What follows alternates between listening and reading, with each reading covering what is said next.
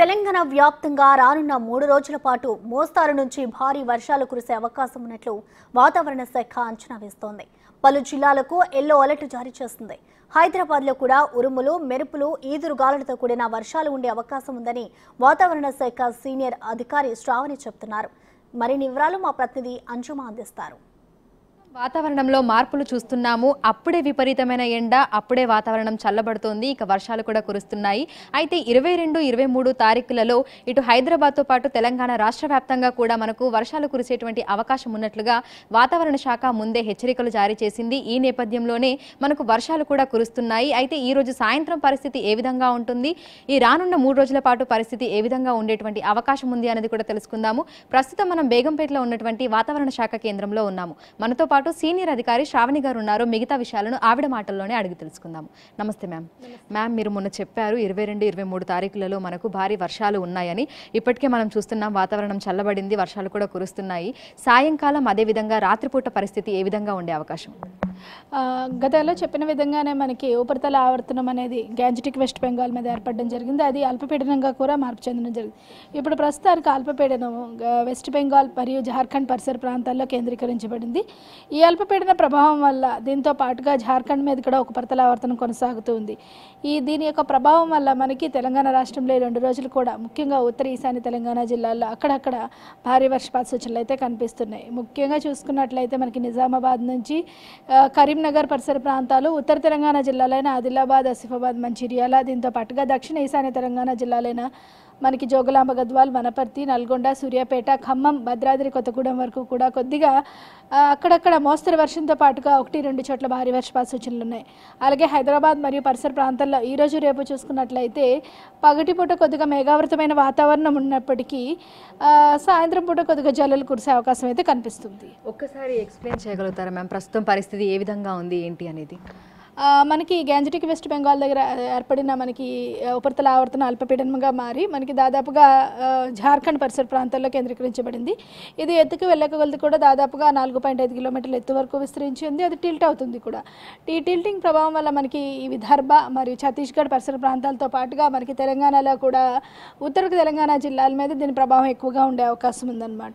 ఈ ప్రభావం ఇంకా ఎన్ని రోజుల పాటు కొనసాగేటువంటి అవకాశం ఉందంటారు? ఇంకా 2 రోజులు ఇదే విధంగా కొనసాగే అవకాశం ఉంది. బట్ ఈ నెలాఖరు వరకు కూడా మనకి కొద్దిగా యాక్టివ్ మాన్సూన్ సీజన్గానే కంటిన్యూ అవుతుంది.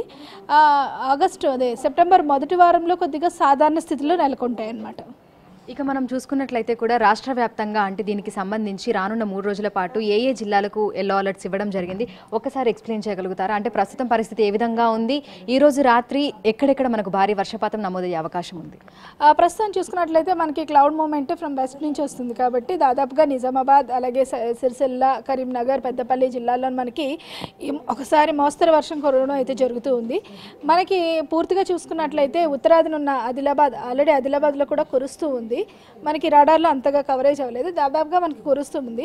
ఆదిలాబాద్, ఆసిఫాబాద్, నిర్మల్, మంచిర్యాలతో పాటుగా మనకి కొద్దిగా వనపర్తి ఈ జిల్లాల్లోని వికారాబాద్ పరిసర ప్రాంతంతో ఈశాన్య తెలంగాణ జిల్లాలో సూర్యాపేట, ఖమ్మం జిల్లాల్లో కూడా 1-2 చోట్ల భారీ వర్షపాతం నమోదే అవకాశం ఉన్నందున ఆయా జిల్లాలకి ఎల్లో అలర్ట్ అయితే జారీ చేయడం అయితే జరిగింది. హైదరాబాద్లో పరిస్థితి ఏ విధంగా ఉండొచ్చు మ్యామ్? ఎందుకంటే మనం చూస్తూ ఉంటాము మామూలుగానే మనకు అధిక మోస్తారు వర్షం పడితేనే రోడ్లన్నీ చెరువులు అయిపోతూ ఉంటాయి, లోతట్టు ప్రాంతాలు అన్నీ కూడా మునిగిపోతూ ఉంటాయి.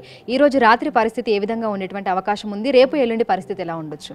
హైదరాబాద్ వరకు చూసుకున్నట్లయితే కొద్దిగా లైట్ టు మోడరేట్ రైన్ ఉండే అవకాశం అయితే ఉంది. కాకపోతే గత వారం రోజుల్లోని చూసుకున్నట్లయితే మనకి బాగా ఉక్కపోత వాతావరణంతో కూడి మనకి థండర్స్టార్మ్ యాక్టివిటీ అయితే ఉంది. కానీ మనం గత 2 రోజుల్లో చూసుకున్నట్లయితే సాధారణ ఉష్ణోగ్రతలు నమోదవుతూ వస్తూ ఉన్నాయి.